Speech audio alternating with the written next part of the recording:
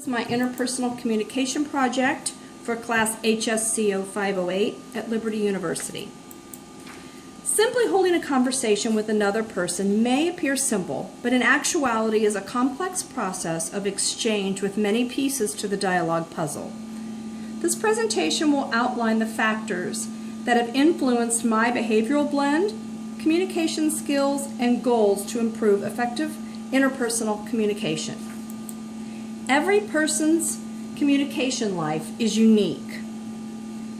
Pieces which make up my personal background puzzle include daughter, wife, mother, friend, healthcare professional, and student. We each assume varied roles that make us unique and contribute to how we communicate with others. Next slide. What makes a person unique? A combination of 4 specific personality types make up a behavioral blend. The DISC method of human behavior uses these 4 different personality types to describe an individual.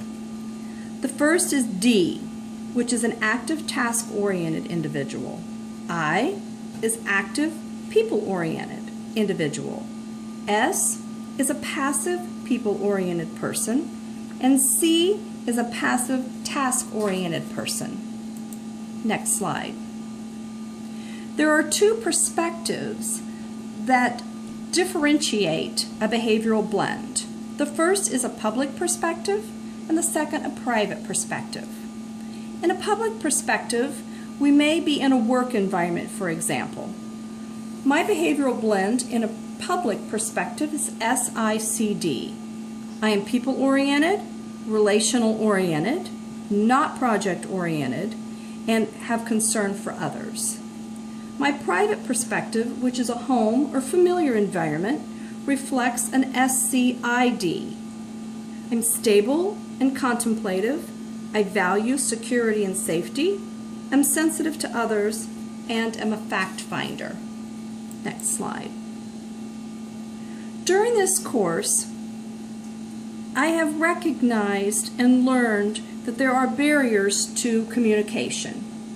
My barriers include multitasking, language, being a problem solver, and overlooking cues.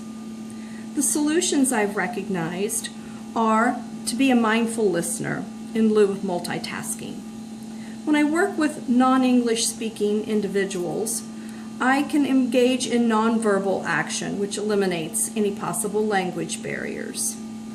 Let the talker talk will enable the individual to solve problems instead of myself as a social worker wanting to assist them in solving their problems.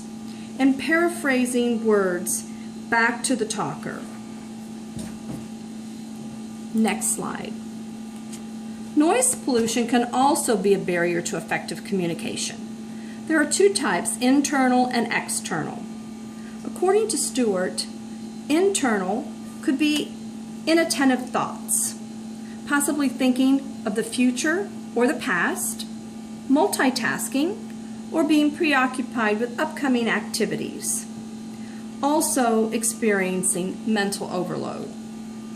External noise pollution may include distractions, such as background noise, barking dogs, a crying baby, music, loud voices, a television, or in some cases, hostile environment.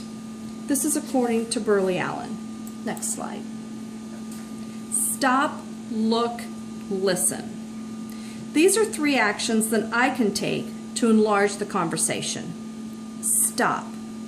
I can minimize distractions and provide a safe, trusting listening environment. Look. Face the individual and make eye contact with the talker while respecting cultural differences. Listen. Focus, understand, clarify, and accurately receive the spoken words. Next slide. My overarching and master goal for effective listening is to ensure that I will stop, look, and listen to every person that I am engaged in a verbal or nonverbal conversation with. As a healthcare professional, empathetic listening is key to quality client care. Listening is the foundation of all meaningful interpersonal relationships. Next slide. Listening at a deep, heartfelt level is not easy for healthcare professionals.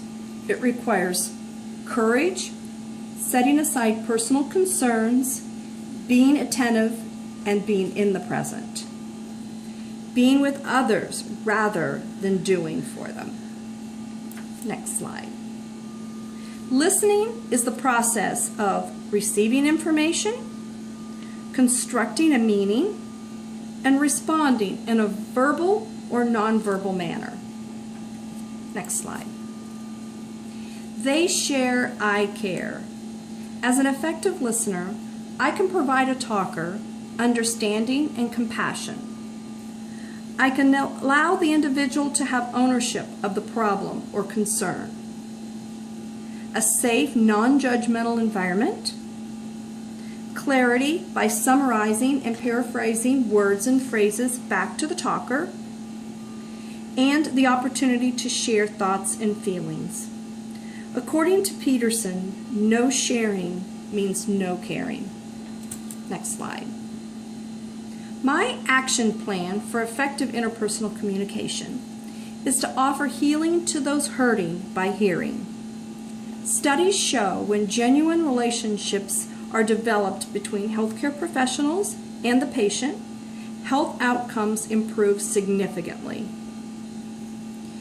Eliminate distractive barriers. I can be less preoccupied and listen at a level 1 listening level. Listen mindfully. To be focused, positive, in the present moment, and not rushing and engaging the one who is talking. I will listen effectively. My plan includes listening empathetically, demonstrating understanding, compassion, and respect. I will ask clarifying questions, make eye contact, and minimize language barriers. Expressing cultural sensitivity is important when communicating with individuals who do not speak English as their first language. Next slide. Effective interpersonal communication is much like dancing.